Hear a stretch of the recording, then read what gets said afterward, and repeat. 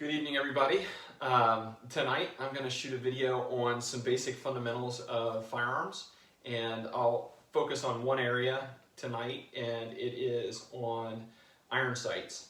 And those of you who know me very well from my youth know that I shot competitively a great deal, and all of that shooting was with iron sights and primarily offhand. So that's kind of my wheelhouse. I'm not going to cover safety. That is obviously very important, but there's organizations that do that very well, and I'd encourage you to get an NRA certified safety course or hunter education course. That's really a great place. I've personally been through several over the years and helped in several aiding on the range. But I'm not a certified instructor for firearms, so I'm not going to cover that, and certainly not going to touch it with a 10-foot pole. But what I will talk about is what's in my wheelhouse, and iron sights is one of those. And I'll cover the two basic types. One is a blade style rear sight, iron sight, and then the other is a peep sight, which is a round orifice in the rear. The firearm to demo the blade style peep sight is an 1894 Winchester, and you can see it's got a chamber flag, so it is unloaded. And you can see here in this firearm the blade style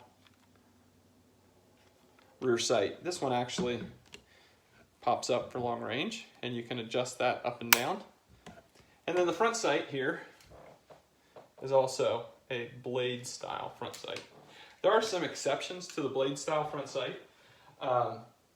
There are some target applications where you have a globe or a circular front sight. That's more common in like your .22 long rifle competition target guns. This is a pattern 17 US Enfield from World War I, chambered in .30-06. This has a peep sight. Notice the chamber flag, this one is also empty. So this is a peep sight right here. You can see the round hole. And then here, a blade style front sight as well. So those are your two basic types of iron sights.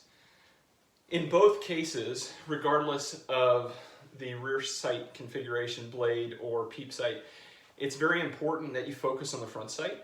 So when you are using an iron sight, your target should actually be fuzzy and out of focus. Your rear sight should be out of focus and fuzzy, but your front sight should be crisp and clear. And it's very counterintuitive for folks to grasp that concept. But if you aren't doing that, so if you are going to the range and you're looking at the target, you're doing it wrong when you're shooting with iron sights. So if we think about, well, how do you line up the iron sight to make sure that you impact on the target? So I've got a couple demos here. So here's your blade style rear sight, and here's your post front sight. What you want to do is those two should be lined up with that front sight even with the top of the rear sight. So if we are looking at a target here, this would be a bullseye hole. This would be what's referred to as a 6 o'clock hole. This is more typical of a target rifle application. Your bullseye hold or center hold, that's more common for a hunting application. A peep sight, so here's our little demo for a peep sight. This would be the rear sight. You would want to line up the front post right directly in the center of that rear sight. And similarly, this would be your bullseye or center hold, and this would be your 6 o'clock hold. It's important from a target